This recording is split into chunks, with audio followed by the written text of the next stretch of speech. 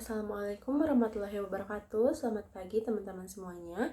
Perkenalkan, nama saya Octavia Shalom. Saya merupakan mahasiswa aktif semester 5 di UIN Sunan Gunung Jati Bandung, Fakultas Dakwah dan Komunikasi, jurusan Ilmu Komunikasi, Konsentrasi Hubungan Masyarakat.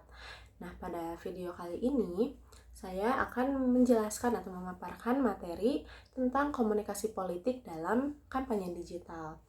Nah, langsung aja kita mulai ya.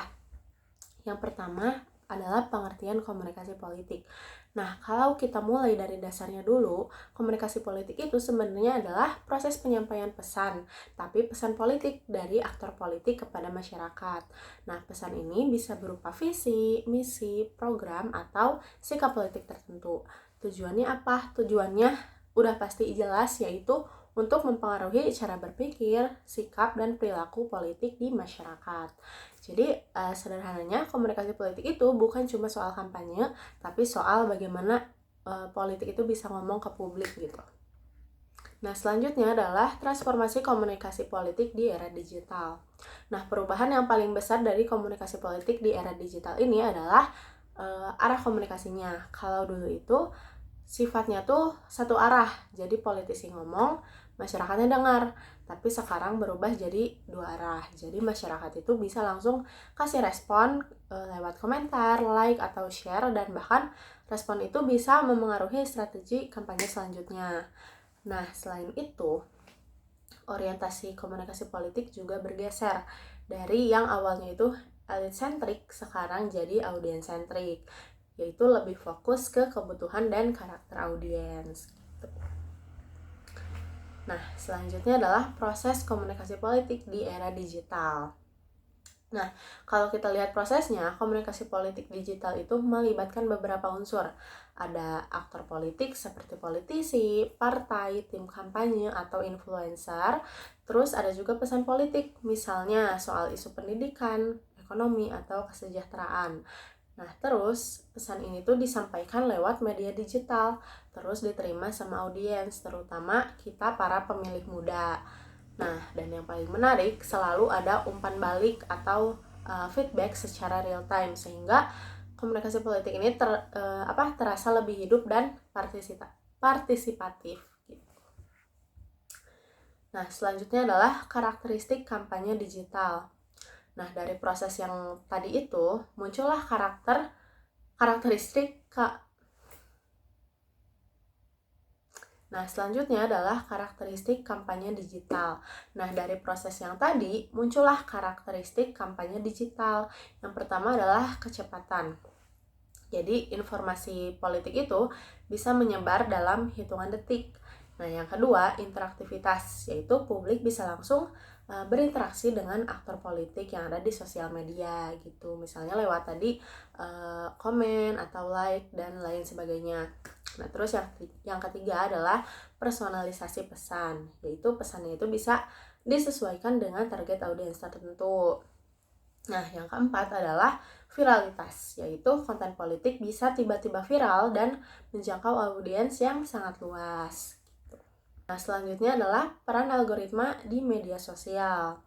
Nah, perlu kita ingat, konten yang kita lihat di media sosial itu nggak bisa langsung muncul secara acak gitu. Jadi ada algoritma yang bekerja, yang menampilkan konten sesuai minat dan interaksi kita. Nah, kalau dalam politik, hal ini tuh bisa menciptakan echo chamber dan filter bubble, di mana kita itu cuma terpapar pandangan yang sejalan sama kita. Nah, kalau nggak disadari, hal ini tuh bisa memperkuat polarisasi di politik masyarakat gitu. Nah, yang selanjutnya adalah politik Gen Z dan pengaruhnya terhadap kampanye digital. Nah, jadi teman-teman, di titik ini posisi kita sebagai Gen Z itu jadi penting banget. Kita sebagai Gen Z itu adalah generasi yang tumbuh bareng dengan internet, smartphone, dan media sosial. Nah, buat kita, politik itu nggak selalu hadir lewat debat di TV, tapi sering muncul lewat FYP TikTok, Instagram Reels, atau bahkan dari meme yang sering lewat di FYP kita. Nah, terus media sosial itu jadi ruang kita buat berpendapat, bereaksi, dan ikut terlibat dalam isu-isu sosial dan politik, meskipun caranya nggak terlalu formal gitu. Nah, kalau dilihat lebih jauh, karakter agensi ini punya karakteristik komunikasi politik yang khas, yaitu yang pertama kita itu akrab banget sama teknologi dan visual.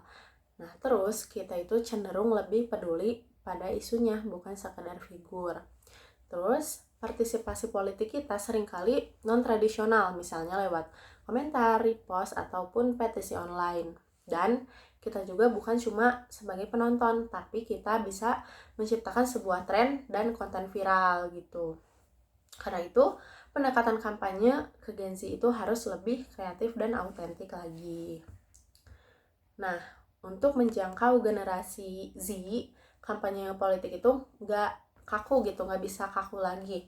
Nah, jadi strateginya bisa lewat video pendek, terus storytelling, bisa juga berkolaborasi dengan influencer yang tentunya bukan orang yang problematik gitu. Nah, terus bisa juga lewat humor dan meme, serta bisa juga interaksi langsung kayak lewat live ataupun Q&A di Instagram. Nah, jadi intinya politisi ini harus bisa hadir di ruang digital yang memang kita itu pakai di kehidupan kita sehari-hari. Nah, teman-teman, contoh nyatanya bisa kita lihat dari konten TikTok Kang Deddy Mulyadi.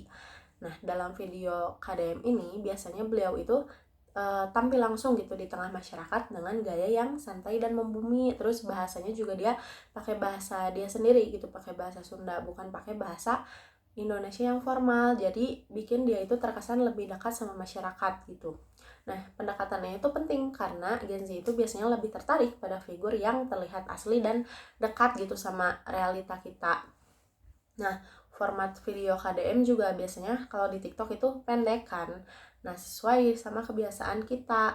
Terus pesan politiknya itu nggak disampaikan lewat pidato panjang yang biasanya bikin kita bosan, ngantuk, atau sebagainya. Tapi dia lewat interaksi dan tindakan. Nah, kemudian kolom komentarnya juga bisa jadi ruang partisipasi politik non-tradisional. Dan potensi viralnya bisa jadi pintu masuk edukasi politik yang ringan buat anak muda.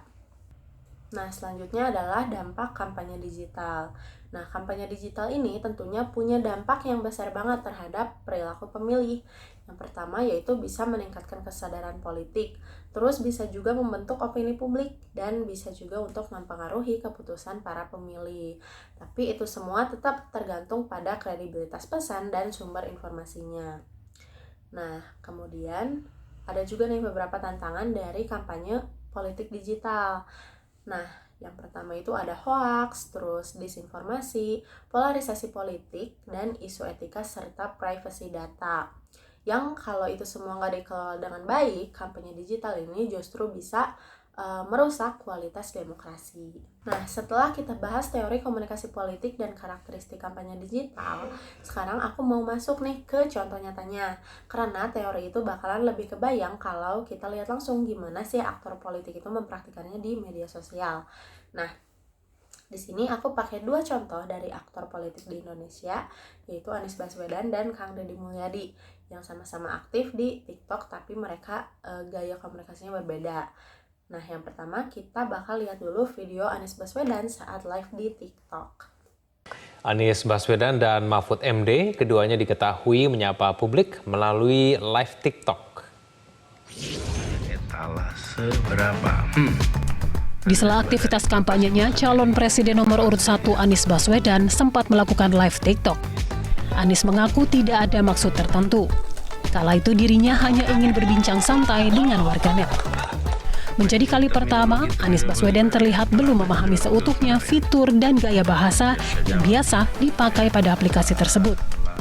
Meski demikian, Anies berhasil memperoleh penonton yang cukup banyak, tembus hingga 300.000 orang. Aksinya ini pun menuai sorotan dari warganet, termasuk K-popers, hingga Anies dibuatkan fandom dan nama panggilan khusus. Abah Online menjadi julukan baru Anies usai melakukan live di media sosial. Hashtag Anies Bubble juga sempat trending di platform TikTok dan X. Saya sebetulnya ketika memulai itu ya mulai biasa aja. Saya juga sendirian itu mulainya, nggak ada yang nemanin sama sekali.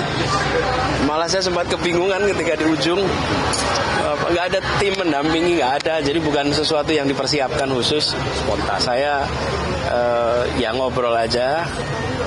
Saya rasa saya akan teruskan itu. Nah, udah lihat kan? Jadi teman-teman, live TikTok yang tadi itu menunjukkan gimana komunikasi politik di era digital ini berjalan secara real time.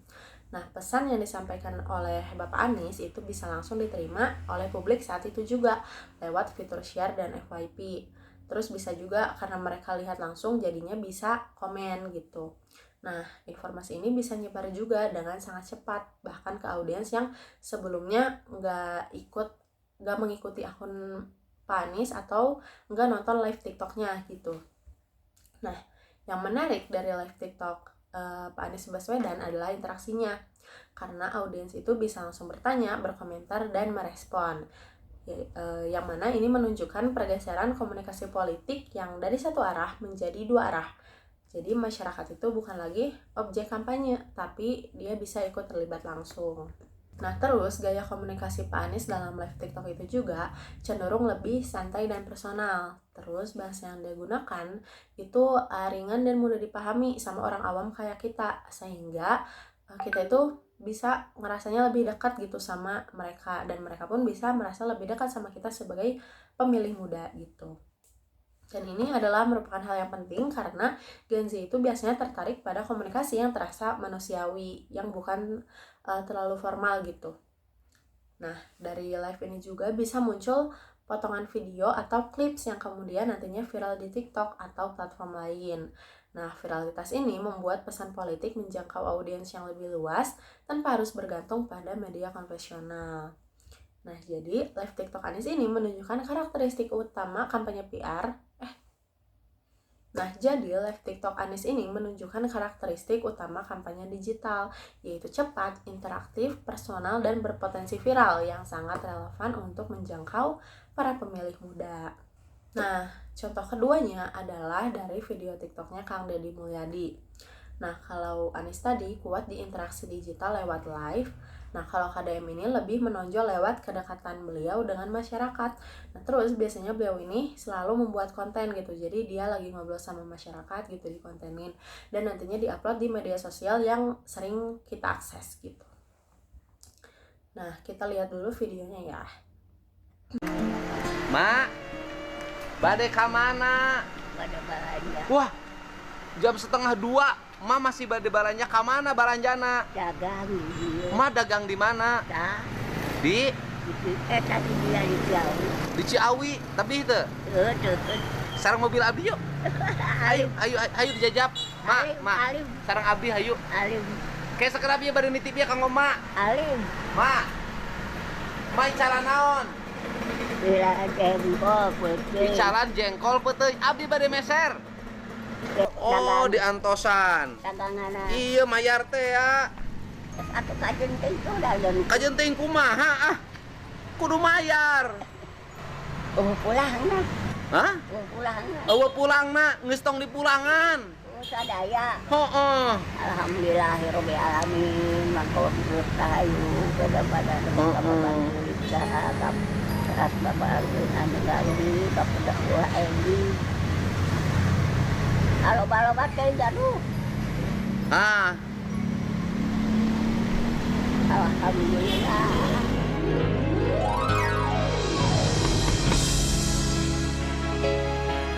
Nah, di video yang tadi, KDM itu ditampilkan langsung berada di tengah masyarakat dalam situasi sehari-hari dan bukan dalam suasana formal politik gitu.